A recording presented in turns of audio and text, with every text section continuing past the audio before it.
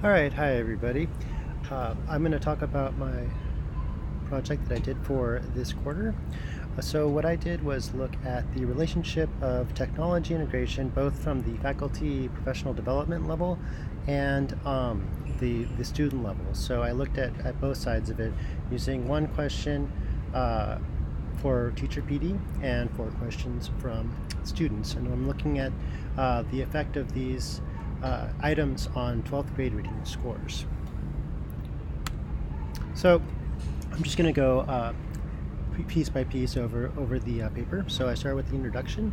So in order to sort of set the context for the paper, I talked about the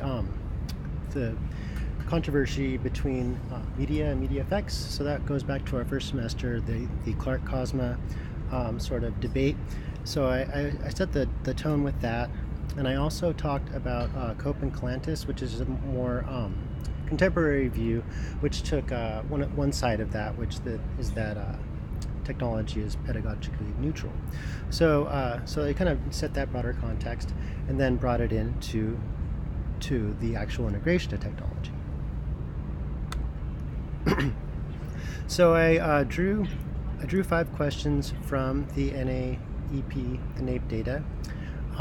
One of them was on teacher PD. So that question asked how much they had PD in technology in teaching language arts specifically. So technical PD in technology to teach language arts. So it was a nice question. It was very specific. That was the only teacher PD question that was really relevant, though, that I could find. And so the other 4 questions came from the student survey. So I asked about using computers to create multimedia reports. I asked about using computers to research reading and writing projects. I asked about using computers to write informational reports. And I asked about really just reading with media devices. So a pretty wide range, all kind of centered around language arts, but only that last one is really specific to reading. Now I was just looking at reading scores. I might have, you looked at writing scores as well to complement it, but I decided to narrow my scope enough that was where it was a little more manageable. I started off with several more questions, but I didn't want the data to get too unwieldy. So that's where I went with that. So the next was the literature review. I split that up into 3 parts. The first was reading with technology. So I kind of started with like a sort of narrow scope, so straight reading, like some of the research on reading with iPads or other tablets, or reading off a screen, if that makes a difference, and moved into a more broad scope, so reading with various types of interactivity. If you can think of sort of like the Samer model, going from a simple substitution, something like a basic PDF, up into more interactive ways of using technology for reading. An example of that would be social annotation and marking up content directly on the page or screen in a sort of conversational manner. So that's what I did with that section. In terms of professional development, I talked about it sort of more generally and then went into a couple models. So overall, that research shows that professional development in technology is usually effective in various subjects. But I did look at some models, including, of course, TPAC and Samer, but some other ones too, and looking at models that sort of go from one of the researchers used the term fidelity, so going from a sort of broad PD in technology to a more finer point. So that's what they were using the term fidelity for. I thought that was really interesting. Another part of the professional development portion I talked about was a couple of things from Ertmer, where she does a lot of stuff that's concerned with teacher motivations for learning technology. So I talked a little bit about that. There's also some research about sort of like motivations for learning technologies, so intrinsic and extrinsic motivations, and how those fit in with biases and things like that. So I went across a few topics with the PD section. Now, the last section was technology instructional methods. So here I talked about sort of the more broad instructional development debate between constructivism and cognitivism. So the reason why I talked about that in my lit review was to sort of, and this is part of how I framed the whole paper, as like technology integration isn't existing in a vacuum, and so regardless of what side you take in that sort of media debate that I talked about in the intro, I think it's important to understand that any of these things are influenced by the instructional approach that the person is taking. Now, that doesn't really get addressed in the NAEP survey questions, but I think an overarching theme of the research for me was like, it should, and that's part of my recommendations for future research. The question about whether the technology work is sort of coupled inherently with the instructional method that's chosen. So that was my lit review. So the methodology was probably pretty similar to everyone else's, in that I took my information from the NAEP website about how they did their participants and sampling. The 12th grade is a little bit unique, I think, at least in terms of reading, where their sampling is a little different. It's not always nationwide. They do the 12th grade a little bit different, so I talked about that. And then the analysis that I did was from the 2013 and 2015 NAEP data. So my results were pretty interesting, and not at all what I expected. I found that at least in terms of reading scores, professional development in technology for language arts did not affect it. So there was no significant difference at all in 2013 or 2015. I did find significance with most of these scores from the student perspectives. So again, those are producing multimedia reports, research for reading and writing projects, and writing informational reports, and reading books with digital media.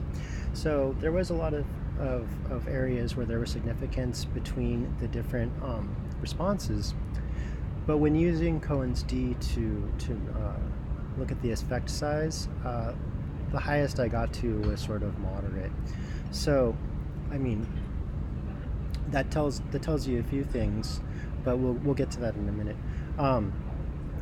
What was interesting is when you look at the amount of students who use a computer every day or almost every day, because that's how the survey asks, you find that very, very few of them actually do that.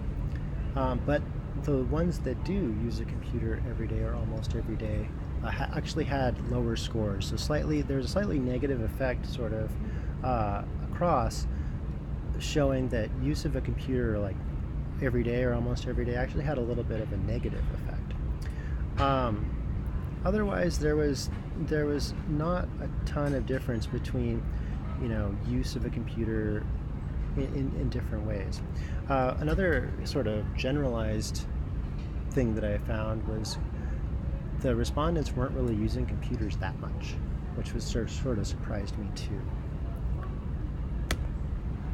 So some of the things that I walked away from with this was that if a teacher is requiring students to use a computer, like to log into the LMS, for example, every single day, or to work on a computer-based assignment every single day, that might not be necessary. It might even be detrimental. So I think you could probably say that requiring students to use a computer less won't have any negative effect, at least in terms of reading scores. Students that, this could bear out with some further research, but it seemed like students who did use a computer every day had a slightly negative effect on their reading, so I don't know why that would be. So that's an avenue for further research. So very surprisingly, teacher PD and technology, for language arts specifically, did not have an effect on reading scores. So I was surprised by that. And that can bear out with some more research too. Now, I was careful to mention that reading scores may not be the best measure of the effect of teacher PD. I know that we all want to see outcomes in achievement scores in general, but there are a lot of different ways to measure the effect of teacher PD and technology, and some of those are self-efficacy, change perception of technology overall, and some other ones, and not to mention this PD could have effects on scores in other domains as well. Aside from that, the survey doesn't tell you what kind of PD was used. So maybe the PD that they went to was ineffective.